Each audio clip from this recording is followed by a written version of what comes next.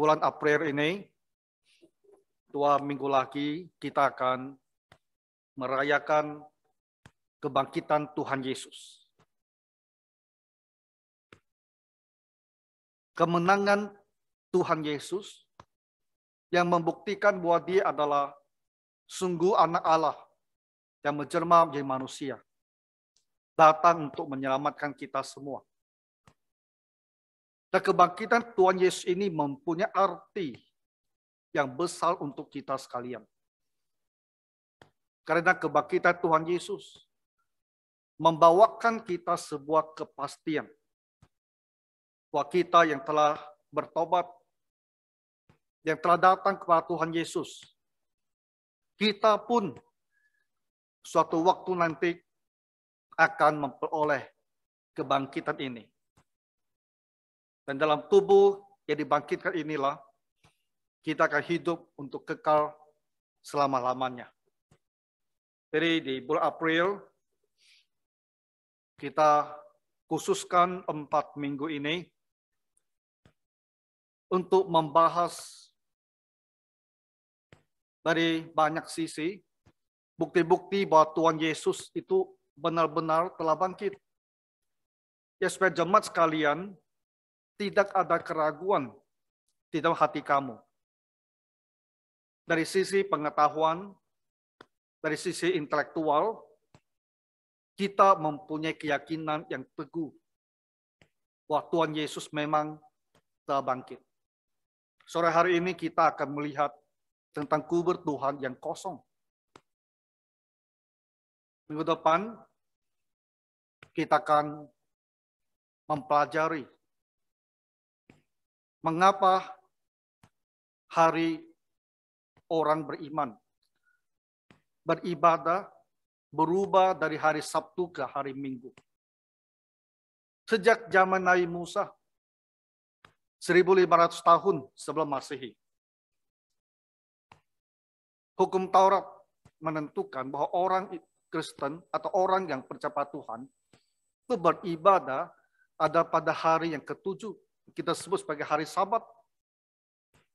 Tapi kenapa orang Kristen mula-mula itu juga semuanya ada orang-orang Yahudi juga. Yang nenek moyang mereka selama 1500 tahun beribadah pada hari Sabtu. Kenapa orang Yahudi Kristen ini mengubah hari ibadah mereka dari Sabtu kepada hari Minggu? Dari hari ketujuh ke hari pertama. Dan penjelasannya adalah karena Tuhan Yesus bangkit pada hari pertama itu. Dan itu adalah sebuah argumentasi yang sangat kuat sekali. Karena kalau tak ada sesuatu yang luar biasa, kita tak mungkin bisa mengubah hari beribadah yang sudah berlaku 1500 tahun. Dan minggu selanjutnya kita akan belajar dari pertobatan Rasul Paulus. Mengapa seorang yang dididik dengan keras dari agama orang Yahudi, dari seorang Farisi yang terkenal, yang sangat maju, yang membenci gereja, mengapa dia menjadi seorang Kristen dan menjadi rasul yang paling besar dalam agama Kristen? Apa yang terjadi kepada dia yang menyebabkan perubahan yang sedemikian besar? Dan jawabannya kembali adalah dia bertemu dengan Tuhan Yesus yang bangkit kembali. Dan minggu yang keempat, yang terakhir, kita akan membahas tentang munculnya gereja. Kenapa ada gereja? Pasti ada penyebabnya. Gereja itu ada karena Kristus benar-benar bangkit. Kalau tidak ada kebangkitan, tidak pernah ada gereja. Nah, jadi saya berharap di bulan April, ketika kita merayakan hari kebangkitan, semua pelajaran ini dari berbagai sisi akan meneguhkan hati kita bahwa kita orang Kristen percaya Yesus bangkit itu benar-benar adalah sesuai dengan fakta sejarah. Bahwa suatu waktu di masa dahulu, abad yang pertama, tahun 33 Masehi, Tuhan Yesus benar-benar mati dan dia benar-benar bangkit. Nah, kita percaya kepada dia. Kita mengikuti dia. Dan kita serahkan hidup kita di dunia ini dan di dunia akan datang kepada Tuhan Yesus ini. Percaya dia akan membawa kita ke dalam kehidupan yang kekal, di mana kita dibangkitkan untuk hidup selama-lamanya. Nah, jadi hari ini kita akan melihat bukti bahwa Yesus itu benar-benar bangkit dari kenyataan bahwa kuburnya itu kosong. Nah, kita mulai dengan melihat bagaimana orang Yahudi pada masa Tuhan Yesus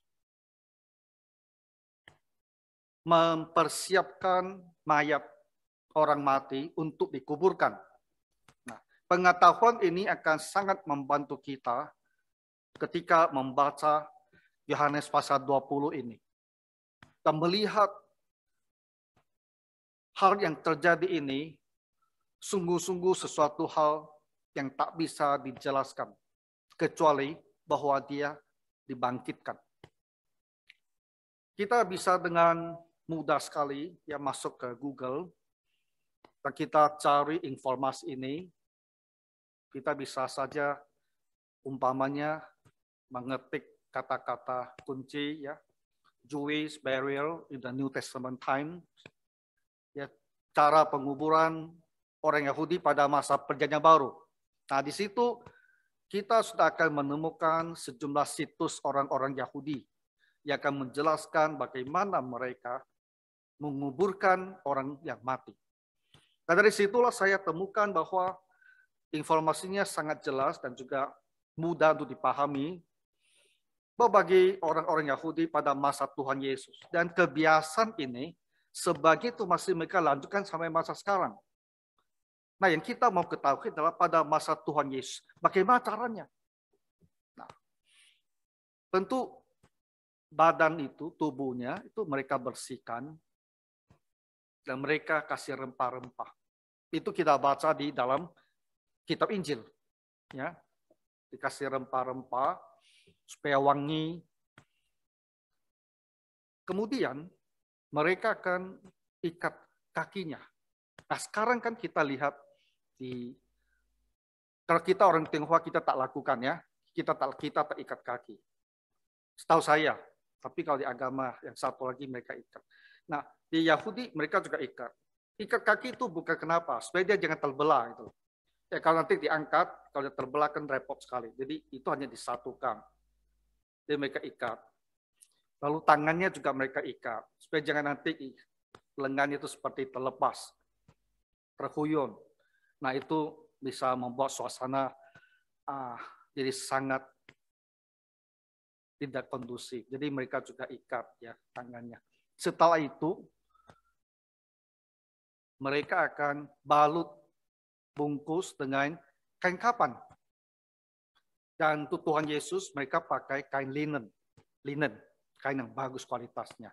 Jadi dari leher ke bawah ke kaki mereka bungkus dengan kain kafan itu. Dan tentunya kita tahu itu berwarna putih. Lalu kepalanya mereka tutup dengan sebuah kain. Alkitab menyebutnya sebagai kain peluh. Kain untuk menyekat keringat lah biasanya. Tapi ini supaya tutup muka. Jadi mereka tidak bungkus dia dari kaki sampai ke atas. Satu potongan, tidak seperti itu. Mereka bungkus sampai ke leher, lalu mukanya ditutup dengan kain yang berbeda, kain yang lain. Nah, itu caranya mereka mempersiapkan jasad orang meninggal ya untuk dikuburkan. Dan kebanyakan pada masa itu mereka juga tidak seperti kita sekarang. Kalau kita sekarang kuburkannya ke bawah tanah. Ya, mereka waktu itu lebih banyak dimasukkan ke sebuah gua batu. Ya. Mungkin di bukit batu mereka buat lubangnya, ada gua, mereka masukkan tadi tutup, setahun kemudian atau lebih mereka ambil tulang-tulangnya ya, taruh di dalam satu kotak kecil. Nah, itu yang mereka bawa untuk dikuburkan. Nah, itu caranya orang Yahudi pada masa dahulu. Nah, sekarang kita dengan pengetahuan ini, kita akan membaca apa yang dituliskan di Yohanes pasal 20 tentang Tuhan Yesus. Ya, mari kita lihat. Jadi pada hari pertama minggu itu, yaitu hari Minggu ya, hari pertama, sekarang kita sebut itu sebagai hari Minggu. Jadi hari Minggu itu hari pertama. Pagi-pagi benar ketika hari masih gelap, pergilah Maria Magdalena ke kubur itu dan ia melihat bahwa batu telah diambil dari kubur. Nah, Maria, kalau kita baca di Injil-Injil lainnya, dia tidak sendirian, tapi juga bersama ibu-ibu yang lain. Pagi-pagi sekali mereka setelah datang ke kubur. Kenapa? Karena hari Sabtu, itu hari ke-7, itu mereka tak boleh ke kuburan. Ya, tak boleh bersentuhan dengan mayat. Jadi setelah lewat hari Sabat, hari pertama, hari minggu itu, pagi-pagi mereka sudah datang. Pagi-pagi benar. Mungkin jam 3, mungkin jam 4, kita tak jelas. Saya pagi-pagi benar. Menunjukkan apa? Kasih sayang ya, ibu-ibu ini kepada Tuhan Yesus. Ketika telah memungkinkan menurut adat istiadat mereka untuk mengunjungi kuburan, mereka sudah ada di situ. Inilah ibu-ibu yang mengasihi Tuhan. Ya. Dan waktu mereka sampai di situ, mereka melihat bahwa batu besar yang menutup gua itu sudah tidak ada di tempatnya. Batu itu telah diambil dari kubur. Tapi mereka masih tak mengerti apa yang terjadi. Ya. Dan ia berlari-lari mendapatkan Simon Petrus dan murid yang lain yang dikasih Yesus. Jadi bukannya masuk ke dalam, mungkin terkejut kenapa batu sebesar itu bisa tergeser posisinya. Dia tak masuk. Malah dia kembali berlari-lari menunjukkan ada kekhawatiran besar. Seorang perempuan dia tak berani masuk. Dia mencari murid Tuhan Yesus yang laki-laki. Biar mereka datang dan melihat apa yang terjadi. Mendapatkan Simon Petrus dan murid lain yang dikasih Yesus. Murid lain yang dikasih Yesus itu adalah Yohanes. Ya, di kitab Injil yang kita tahu, murid yang dikasihi itu merujuk kepada Yohanes yang nantinya kita kenal sebagai Rasul Yohanes.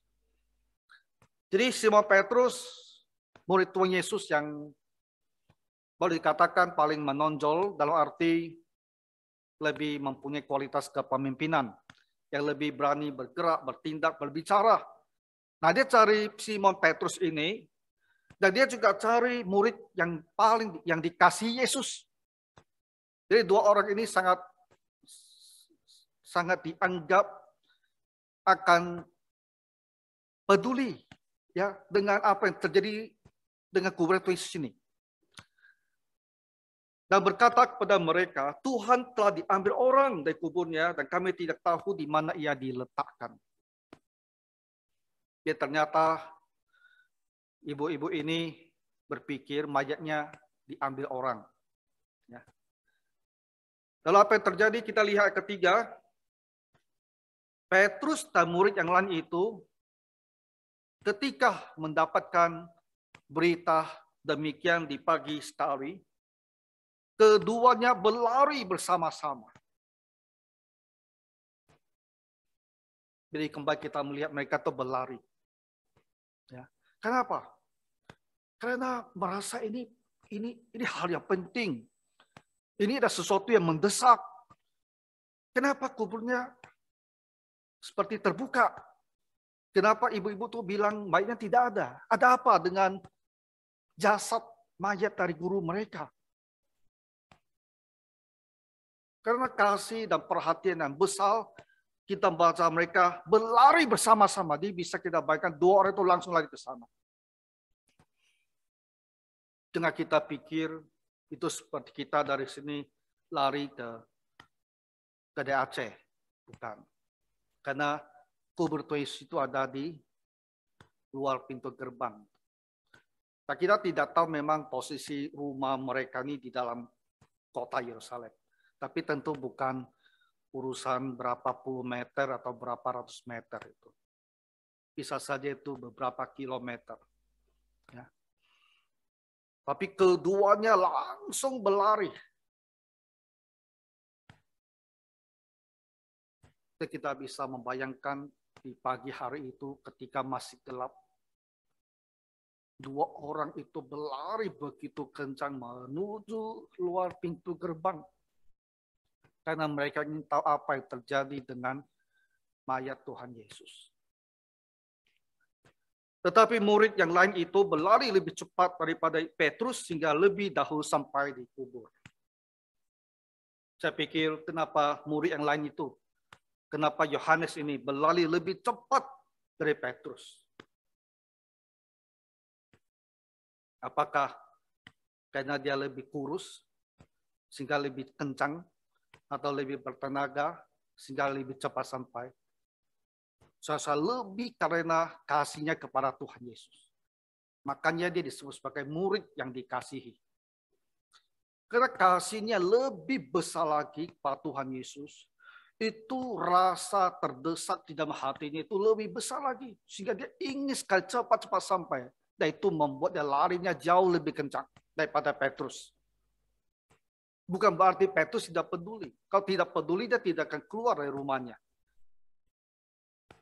Tapi hati ini, ya, hati inilah yang akan menentukan bagaimana aksi kita. Hati kita yang akan menentukan bagaimana gerakan kita. Jadi murid yang dikasih ini lebih cepat larinya sehingga dia lebih dahulu sampai di kubur itu. Dia tidak masuk. Kita bilang ayat kelima, ia menjenguk ke dalam dari pintu gua itu, dia melihat ke dalam. Dan dia melihat kain kafan terletak di tanah. Tapi dia tidak masuk ke dalam. Mungkin dia berpikir sepanjang perjalanannya, mayat itu sudah hilang. Karena ibu-ibu mengatakan sudah diambil orang. Mungkin dia hanya mau memastikan bahwa benar-benar kosong. Dia menunjuk ke dalam, dia lihat. Memang kosong. Tapi kemudian dia pasti terkejut. Kosong arti jasad tidak ada. Tapi tidak sebetul-betul kosong juga di dalamnya. Karena kain kafan terletak di tanah. Kain kafan, kain yang membalut tubuh Tuhan Yesus, itu terletak di tanah.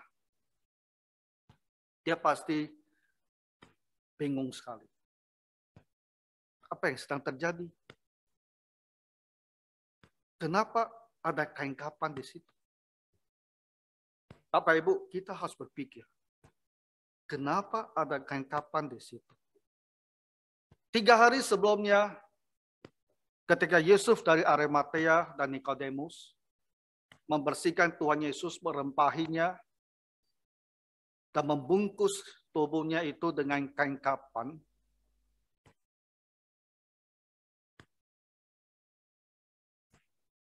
dibungkus dengan baik, dan ditaruh di dalam gua itu. Kenapa sekarang kain kafan itu ada di tanah? Tapi jasadnya Tuhan Yesus tidak ada. Kenapa seperti ini? Kalau kita baca kata-kata yang digunakan tentang kondisi kain kafan itu, memberikan kita sebuah gambaran bahwa satu mayat seperti ini, dibungkus. Sekarang terjadi adalah kain ini posisinya masih begini, tapi bagian atasnya itu seperti turun ini, turun. Bisa bayangkan tidak? Jadi kain yang memanjang yang kemarin ada isi jasa itu kan mengembung tuh. Sekarang jasanya barang keluar, kain di atas tumbung, turun gitu. Itu keadaan kain itu.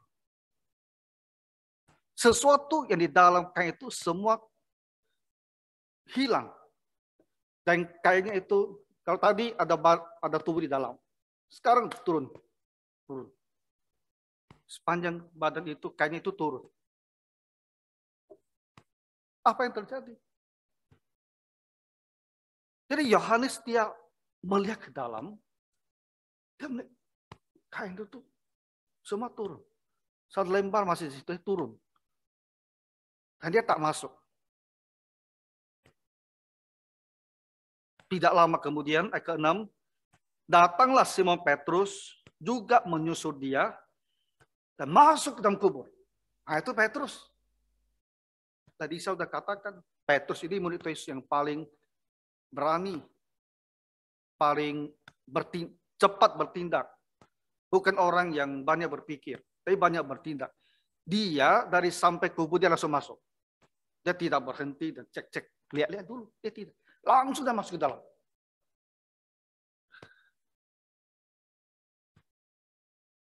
Datanglah Simon Petrus menyusul dia dan masuk ke dalam kubur itu. Dia tak berhenti di pintunya dan di dalam itu dia melihat dengan lebih jelas kain kapan terletak di tanah. Ya, kain kapan itu terletak di tanah dan karena dia masuk ke dalam, dan hari itu kan masih gelap. Dia lihat lagi sesuatu yang lain. Kain pelu yang tadinya ada di kepala Yesus tidak terletak dekat kain kapan itu, tetapi agak di samping di tempat yang lain dan sudah tergulung dengan rapi. Yohanes menjenguk ke dalam, dia hanya melihat ada kain putih yang sepertinya jatuh ke bawah karena yang ada di dalamnya sudah hilang. Dan dia sudah sangat terkejut sekali apa yang terjadi. Petrus masuk ke dalam, lihat lebih jelas. Benar, kain kapa itu ada di situ dan sudah turun. Tapi dia lihat lagi kain yang taruh di kepala Tuhan Yesus untuk menutupi mukanya. Itu ternyata ada juga di situ.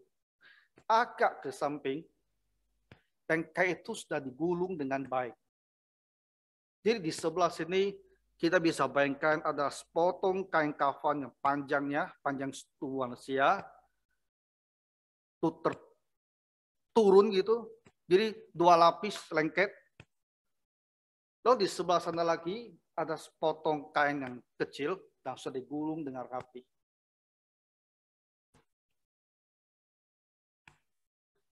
Ayat ke-9, ayat ke-8, maka masuklah juga murid yang lain itu.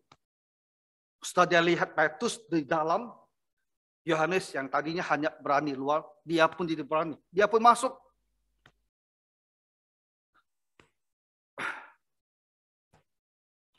Dan ia melihatnya. Dia sekarang masuk. Dia lihat lebih jelas lagi kondisi kain kapan itu. Dan dia juga melihat kain pelu itu yang sudah digulung dengan rapi.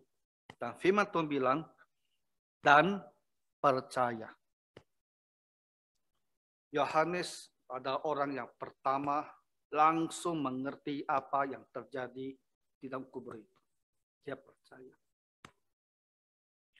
Sebab selama itu mereka belum mengerti isi kitab suci yang mengatakan bahwa ia harus bangkit dari antara orang mati.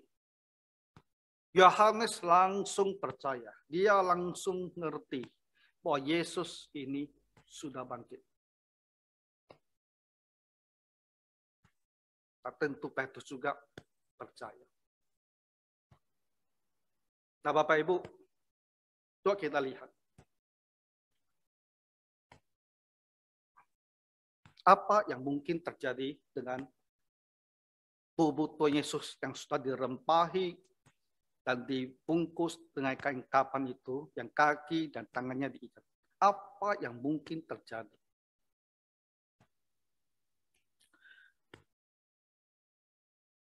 Di kalangan agama yang satu, sering bilang Yesus itu hanya pingsan. Dia tak mati di kayu salib, dia hanya pingsan. Ya, banyak luka, di bawah terik panas matahari, dia hanya pingsan. Tapi mereka pikir dia sudah mati. Pertanyaannya adalah, apakah orang yang pingsan, kalau dia sadar kembali, dia bisa melepaskan sendiri, tangannya diikat dan kakinya diikat, bisa melepaskan tubuhnya keluar dari kain kapan itu? Bisa tidak? Tentu tidak akan bisa. Karena Tuhan Yesus, kalau dibilang pingsan, itu pingsannya parah. Dia bukan duduk di bawah terik panas matahari, lalu pingsan. Dia itu dari jam 3 pagi sudah didera, dipukul. Tubuhnya berdarah-darah, kepalanya berdarah-darah. Alkitab mengatakan dia ditombak juga di sisinya. Tangan, kaki, semua dipaku. Dan kita semua mengerti. Ketika ada sedikit saja luka di tubuh kita, yang terjadi adalah infeksi. Kita pergi cabut gigi saja. Dokter harus memberikan kita antibiotik untuk menjaga supaya tidak infeksi. Kalaulah benar Tuhan Yesus itu tidak mati di atas kayu salib, dia hanya pingsan. Tapi sekujur tubuhnya itu luka. Dan 3 hari infeksi seperti apa yang pasti sudah dia alami. Demam, panas tinggi, semua itu pasti sudah terjadi. Kalaulah kita bicara bahwa dia benar tidak mati. Dalam kondisi 3 hari infeksi seperti itu, kalaupun benar dia sadar kembali bangun, di mana kemungkinan dia untuk melepaskan tangannya, melepaskan kakinya, melepaskan badannya untuk keluar dari kain kapan itu? Di mana ada kekuatan seperti itu? Ditambah lagi, kalau benar dia bisa lepaskan tubuhnya dan keluar dari kain kapan, kondisi kain kapan itu pasti acak-acakan. Ya, tak mungkin dia itu seperti begini dengan badan tidak hilang lalu dia jatuh tumpuk seperti itu, tidak mungkin. Ini kalau kita bongkar kain kapan tubuh kita, nanti kita taruh itu pasti acak-acakan. Jadi adalah tidak mungkin dikatakan bahwa dia itu hanya pingsan, itu tidak mungkin.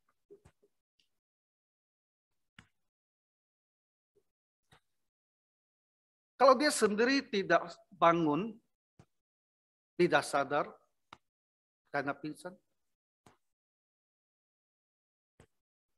apakah dia dicuri orang? Mayatnya ini. Coba kita pikir, kalaulah dikatakan oh ada orang yang menculik dia, siapa yang mau menculik? Muridnya yang paling berani, yang selalu bertindak sebagai pemimpin adalah Petrus. Petrus bahkan tidak mempertimbangkan kemungkinan Yesus itu bangkit pada hari ketiga. Dia masih di rumah. Kalau ibu-ibu tidak datang mencari dia itu masih di rumah hari Minggu itu. Kalaulah ada muridnya yang datang mencuri, itu pasti Petrusnya pasti harus terlibat karena dia pemimpinnya, dia paling berani. Yohanes juga harus terlibat karena Yohanes yang paling mengasihi Tuhan Yesus. 2 orang ini yang paling utama itu tidak terlibat. Mereka baru datang ketika dibilang mayatnya hilang. Jadi siapa yang mau mencuri? Kalau dua muridnya paling utama saja tidak ikut mencuri. Siapa yang mau mencuri? Orang lain? Untuk apa orang lain mencuri? Kalaulah kita bilang, ada yang datang menculik, kita akan bawa saja, gotong saja, mayat itu, nah pergi kan? Semua orang tahu mayat yang sudah 3 hari di situ, untuk apa kita buka kain kafannya? Mencium bau mayat,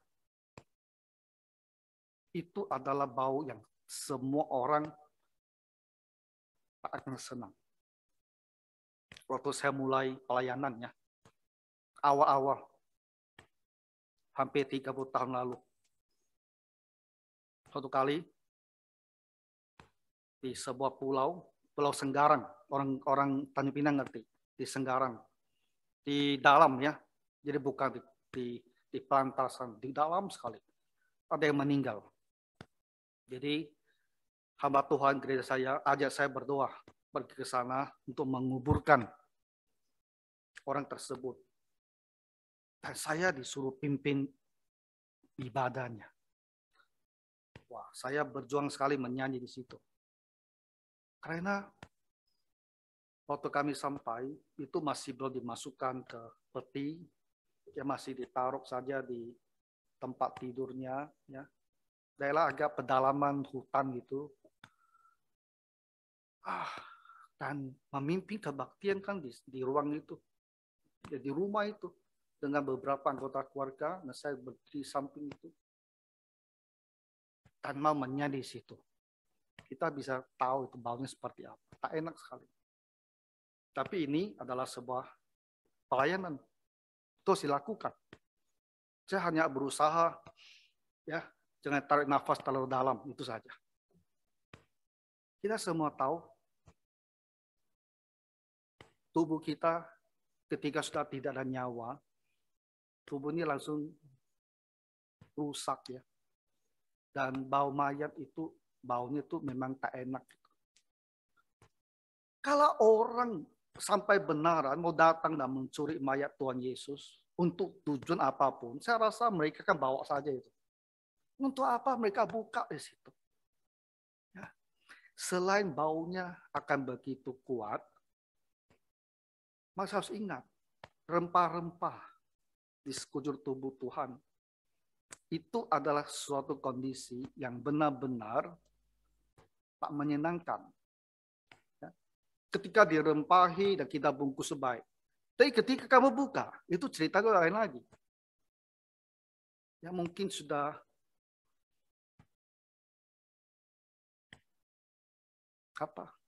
bernanah, lelehan, segala macam. Untuk apa kita buka kain itu, lalu kita gotong tuh mayat itu. Mayat dalam kondisi yang rusak, dengan rempah-rempah, dengan begitu banyak luka, kalau lukanya itu masih mengeluarkan cairan, untuk apa kita gotong dia? Dengan cara seperti ini. Itu tak masuk akal sama sekali. Apa tujuannya pergi membuka kain kafannya ini dan bawa mayat yang dan kondisi demikian rupa? Jadi kalau dibilang dicuri orang, kalaupun itu benar ada yang menculik, tak mungkin pula orang itu akan membuka mayat itu. Tak akan. Ya. Jadi kalau dibilang dia pingsan dan sadar, dia tak punya kekuatan untuk keluar dari balutan kain kafan, ikatan di kaki, di tangan. Kalau dibilang dia dibawa, dicuri orang, itu juga tak memungkinkan untuk apa pula dibuka kain kafan itu. Dan pencuri mana yang merasa ada pelunya, kain pelu yang tutup muka itu, mereka gulungkan dengan rapi dan taruh samping. Kalau benar ada orang yang ambil, itu kain peluh, kalau tak sekalian mereka bawa, ya pasti mereka tarik saja dan buang. Tak ada yang akan merasa perlu memberikan waktu dan perhatian digulung rapi-rapi, ditaruh. Tak ada orang melakukan seperti itu. Makanya kita tahu dalam kejahatan selalu ada tersisa bukti-bukti kejahatan di TKP. Kenapa? Karena orang buru-buru. Buru-buru sesuatu selalu tertinggal. Jadi kalau orang datang mencuri emas itu kan situasinya pasti buru-buru. Tak ada orang akan merasa begitu santai sampai kita pergi gulungkan kain peluhnya dengan rapi dan taruh di situ. Tidak ada orang buat seperti itu.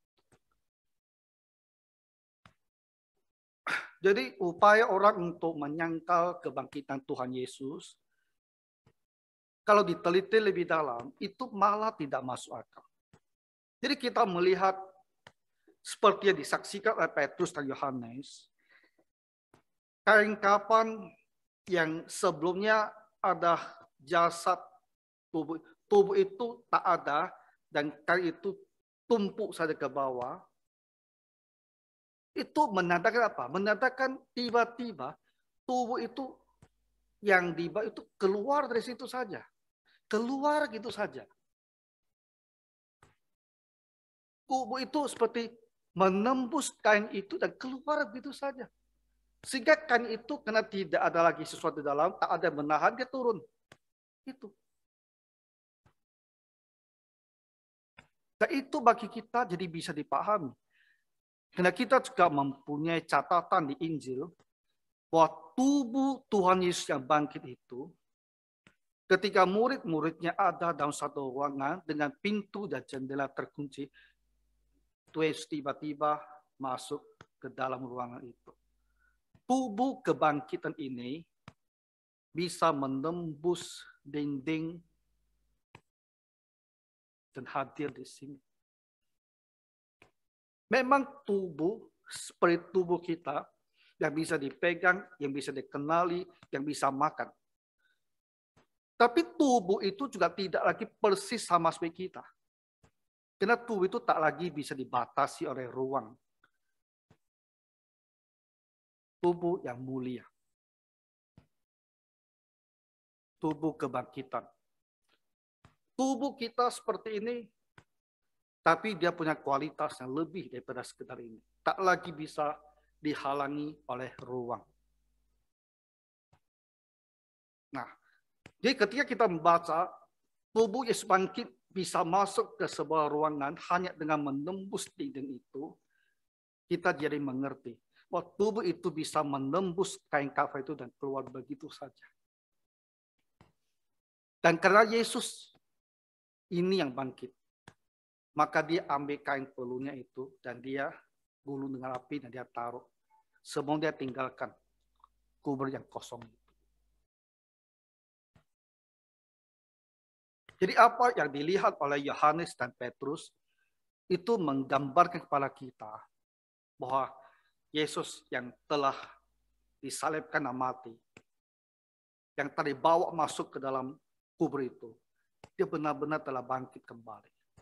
Dan tubuh seperti itulah yang akan Tuhan berikan kepada kita semua. Kita sekarang di dunia ini, kita mengerti hidup, mengerti tubuh kita dengan kondisi yang ada pada saat ini. Tapi di hidup yang akan datang,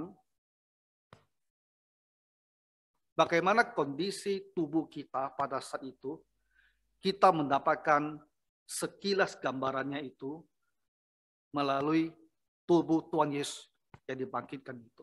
Dan tubuh seperti itulah yang akan Tuhan berikan kepada kita ketika kita dibangkitkan kembali untuk hidup kekal selama-lamanya. Kita bersyukur bahwa kebangkitan Tuhan Yesus ada satu hal yang nyata, historical, sesuai dengan apa yang terjadi dalam sejarah manusia. Dan kitab suci memberikan catatan apa yang dilihat, didengar waktu itu, dan kita setelah membacanya, dan kita pun bisa tahu bahwa inilah yang terjadi, bahwa Tuhan Yesus benar-benar telah bangkit. Nah, dengan pengetahuan ini, kita percaya. Nah, itu iman kita. Kita tidak melihat, tapi kita membaca, kita mengetahui, dan kita percaya. Itu iman kita. Maka kita percaya bahwa Yesus itu benar-benar telah bangkit. Nah, jadi ini adalah bukti pertama yang kita bicarakan. Kenapa kita percaya Yesus sudah bangkit? Karena ketika muridnya lihat ke dalam tubuhnya itu memang tidak ada. Dan hal-hal lainnya akan kita bahas selanjutnya akan lebih menguatkan kita lagi bahwa Tuhan Yesus sungguh-sungguh telah bangkit. Ya, Tuhan kiranya meneguhkan iman kita semua. Ya, mari kita berdoa. Tuhan Yesus, kami bersyukur bahwa Engkau telah bangkit dari kematian. Engkau telah keluar dari kain kafan itu. Dan kami bisa tahu dengan pasti bahwa juru selamat kami adalah juru selamat yang hidup.